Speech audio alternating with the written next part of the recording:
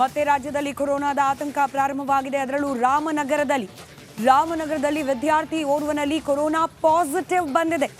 ಒಂದಷ್ಟು ಗುಣಲಕ್ಷಣಗಳು, ಜ್ವರ, ಕೆಮ್ಮು ಇತ್ಯಾದಿ ಗುಣಲಕ್ಷಣಗಳಿತ್ತು. ಹೀಗಾಗಿ ಸರ್ಕಾರಿ ಆಸ್ಪತ್ರೆಯಲ್ಲಿ ಈತ ಟೆಸ್ಟ್ ಮಾಡಿಸಿಕೊಂಡಿದ್ದಾರೆ.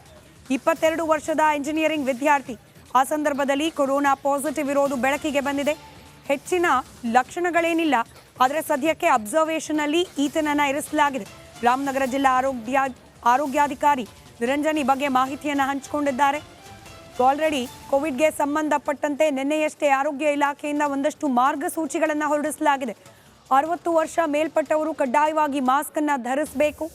ಹಾಗೆ ಇತರೆ ಆರೋಗ್ಯ ಸಂಬಂಧಿ ಸಮಸ್ಯೆಗಳಿರುವವರು ಕೂಡ ಜಾಗೃತೆಯಿಂದ ಇರಬೇಕು ಅನ್ನೋ ನಿಯಮಗಳನ್ನು ಜಾರಿಗೆ ತರಲಾಗ್ತಾ ಇದೆ. ಇವತ್ತು ಇನ್ಫ್ಯಾಕ್ಟ್ ಜಿಲ್ಲಾ ವ್ಯಾಪ್ತಿಯಲ್ಲಿರುವ ಆರೋಗ್ಯ ಅಧಿಕಾರಿಗಳ ಜೊತೆಯಲ್ಲಿ ಆರೋಗ್ಯ ಸಚಿವರು ಸಭೆಯನ್ನ ಕೂಡ ನಡೆಸ್ತಾ ಇದ್ದಾರೆ.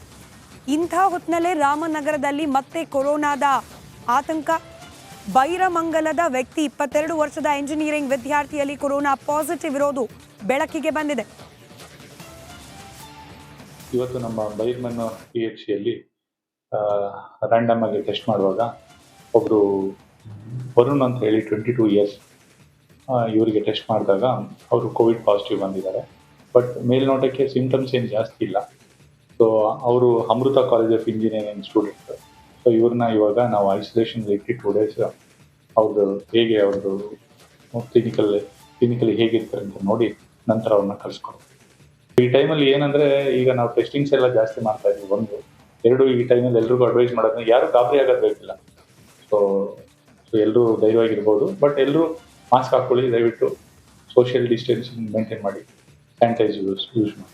ಇವತ್ತು ನಮ್ಮ ಬೈರ್ಮನ್ PHCಯಲ್ಲಿ ರ್ಯಾಂಡಮ್ ಆಗಿ ಟೆಸ್ಟ್ ಮಾಡುವಾಗ ಒಬ್ಬರು ವರುಣ್ ಅಂತ ಹೇಳಿ 22 ಇಯರ್ಸ್ ಇವರಿಗೆ ಟೆಸ್ಟ್ ಮಾಡಿದಾಗ ಅವರು ಕೋವಿಡ್ ಪಾಸಿಟಿವ್ ಬಂತು. ನಿನ್ನೆಯಷ್ಟೇ ಆರೋಗ್ಯ ಇಲಾಖೆಯಿಂದ ಒಂದಷ್ಟು ಮಾರ್ಗಸೂಚಿಗಳನ್ನು ಬಿಡುಗಡೆಗೊಳಿಸಲಾಗಿದೆ. ಮತ್ತೊಂದ್ಸತಿ ಕ್ವಿಕ್ ಆಗಿ ಅದನ್ನು ಗಮನಿಸ್ತಾ ಹೋಗೋಣ. ಕೊರೋನಾ ರೂಪಾಂತರಿ ಆತಂಕ ಹೆಚ್ಚಾಗ್ತಿರುವ ಹಿನ್ನೆಲೆಯಲ್ಲಿ ಹೊಸ ಮಾರ್ಗಸೂಚಿಯನ್ನ ಬಿಡುಗಡೆಗೊಳಿಸಿದೆ ಆರೋಗ್ಯ ಇಲಾಖೆ. ಹೊಸ ವರ್ಷದ ಸಂಭ್ರಮಾಚರಣೆಯಲ್ಲಿ ಇರೋರಿಗೆ ಈ ಗೈಡ್ಲೈನ್ಸ್ ಅನ್ವಯ ಆಗುತ್ತೆ. ಆರೋಗ್ಯ ಇಲಾಖೆಯಿಂದ ಮಾರ್ಗಸೂಚಿ ಪ್ರಕಟಿಸಲಾಗಿದೆ. 60 ವರ್ಷ ಮೇಲ್ಪಟ್ಟವರಿಗೆ ಮಾಸ್ಕ್ ಫಿಕ್ಸ್. ಗರ್ಭಿಣಿಯರು, ಬಾಣಂತಿಯರು ಮಾಸ್ಕ್ ಅನ್ನ ಧರಿಸಲೇಬೇಕು. ಹಾಗೆ ಜನಸಂದಣಿ ಇರೋ ಪ್ರದೇಶದಿಂದ ದೂರ ಇರುವಂತೆ ಸೂಚನೆಯನ್ನ ನೀಡಲಾಗಿದೆ. ಜ್ವರ, ಕೆಮ್ಮು, ಶೀತ ಲಕ್ಷಣ ಇದ್ರೆ ಕೂಡಲೇ ಪರೀಕ್ಷೆ ಮಾಡಿಸ್ಕೊಳ್ಳಿ ಅನ್ನೋ ಸೂಚನೆಯನ್ನ ಕೂಡ ಆರೋಗ್ಯ ಇಲಾಖೆ ನೀಡಿದೆ.